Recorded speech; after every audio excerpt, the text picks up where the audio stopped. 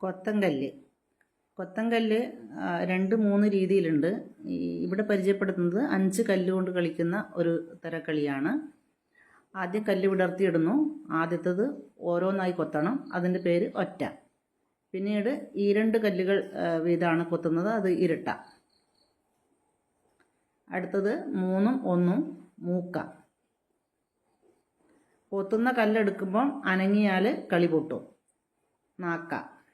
പിന്നീട് കൊത്ത്, കൊയ്ക്കൊത്ത്, കൊത്താലടക്ക, വെച്ചാലടപ്പം, വാരിപ്പിടുത്തം. ഓരോന്നിനും പേരുണ്ട്. തുടർന്ന് തപ്പ്, താള്, മേള്, കൈ താഴെ മുട്ടിക്കണം, മേട്ടം, 4 കളി. തുടർന്ന് മാട്ടം. അവിടെ വരുന്ന കിട്ടുന്ന കല്ലുകളാണ് മറ്റവർക്കുള്ള കടം. അതാണ് കടം. അപ്പോൾ ഇത് നമ്മുടെ പത്തായം എന്നുള്ള പാഠത്തിൽ നാടൻ കളികൾ പരിചയപ്പെടാം എന്നുള്ള പ്രവർത്തനവുമായി ബന്ധപ്പെട്ടുകൊണ്ട് കുട്ടികൾക്ക് പറഞ്ഞു കൊടുത്ത ഒരു നാടൻ കളിയാണ്. കുട്ടികൾ ഇതുവരെ കല്ല് വെച്ച് ഇത്ര കളി കളിച്ചിട്ടില്ല. 1-2 കുട്ടികൾ ഈ കളിയെക്കുറിച്ച് കേട്ടിട്ടുണ്ടെന്നല്ലാതെ കുട്ടികൾ കളിച്ചിട്ടില്ല. ഇത് കുട്ടികൾ കളിക്കുന്നത് കാണുമ്പോഴാണ് വളരെ രസകരമായ കാര്യങ്ങൾ ശ്രദ്ധയിൽപ്പെട്ടത്. ഒരു കല്ല് മേലോട്ടെറിഞ്ഞ് അത് താഴെ വരുന്ന സമയത്തിനുള്ളിൽ താഴെയുള്ള കല്ല് വാരണം.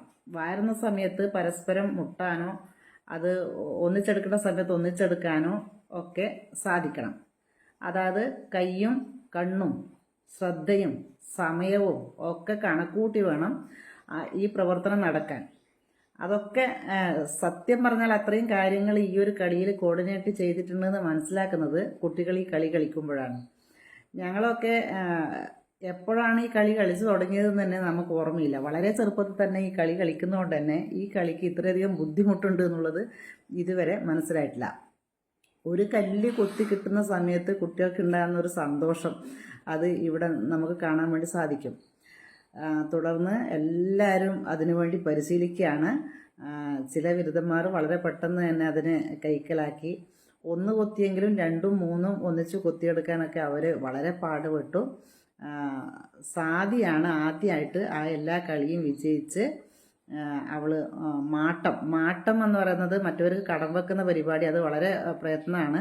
2 കല്ല് അവൾ മാടി. അപ്പോൾ അവളാണ് ആദ്യമായിട്ട് ആ കളി പൂർത്തിയാക്കിയത്. അപ്പോൾ ഇത്തരം കളികളിൽ നമ്മളറിയാതെ ഒരുപാട് പ്രവർത്തനങ്ങൾ ഉൾച്ചേർന്നിട്ടുള്ളതെന്ന് മനസ്സിലാക്കാൻ വേണ്ടി സാധിച്ചു.